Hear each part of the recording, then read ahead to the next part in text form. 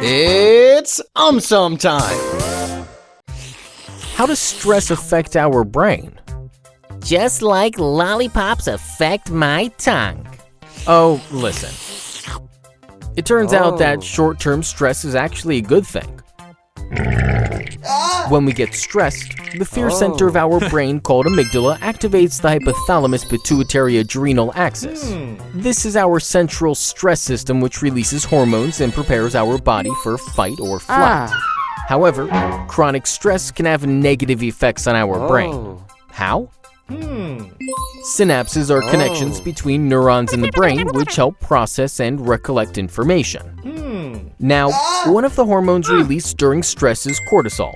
It is believed that high level of cortisol leads to gradual loss in synapses. Secondly, prefrontal cortex is associated with social behavior, decision-making, etc. Too much cortisol can shrink our prefrontal cortex, thus decreasing our ability to interact and make judgments. Lastly, a study showed that chronic stress may inhibit the growth of neurons in the hippocampus, decreasing our ability to learn and remember. What causes brain freeze? An empty wallet. Nah. Brain freeze or ice cream headache is a short-term headache. Scientifically, it is called sphenopalatine ganglioneuralgia. Oh man, what a complicated name. Indeed. In the back of our throat, there are two main arteries. They are internal carotid artery and anterior cerebral artery. They supply blood to the entire brain. Now, when we have cold foods such as an ice cream or a cold beverage rapidly, the temperature in our throat drops suddenly. This causes the two arteries which are supplying blood to the brain to contract quickly. As there is a sudden change in the blood flow, it results in a type of headache called a brain freeze. It is the brain's way of telling us to slow down and have that ice cream or cold beverage slowly.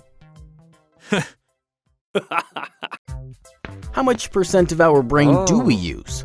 Dude, you know I hate math. Alright. We use only 10% of our brain is just a myth. Through technologies like MRI and PET scan, scientists found that almost every part of the brain is used. Even while performing any simple action, a majority part of our brain like the cerebellum, visual cortex, and brainstem is active. Even in sleep, areas which control emotions and memory are active. Besides this, if only 10% of the brain is normally used, then damage to other areas shouldn't affect our daily functioning. But we all know that is not the case. Also, if 90% of the brain is not being used, and if it doesn't provide any survival advantage, then it would have been eliminated by the process of natural selection. But it hasn't. This brings us to the conclusion that we use every part of the brain. How does a fan give us cool air? 'Cause it has a refrigerator inside it. You are just unbelievable. First of all, a fan does not give cool air. Our body loses heat mainly in two ways. Firstly, our body heat gets transferred to the surrounding air through a process of convection. Secondly, the sweat produced on our skin absorbs our body heat and evaporates into air, thus allowing us to lose heat.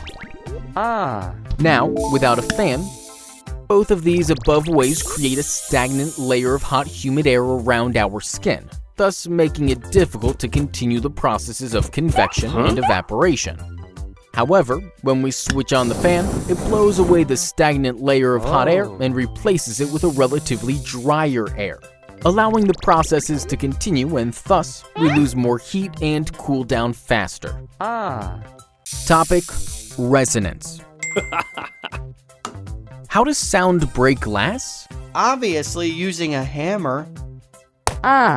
Nah, it is because of resonance. I know. Resonance means to keep calm and balance. No. Wait, I'll explain.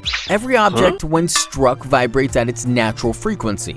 If we make sound having a frequency which matches the object's natural frequency, then that object starts to vibrate. This phenomenon is called resonance. So, This was the reason why my legs started to move when the music system was switched on. Oh, just listen. Every glass is made up of different materials. However, all of them have a natural resonant frequency. Hence, when we make sounds which match their resonant frequencies, the glasses start to vibrate.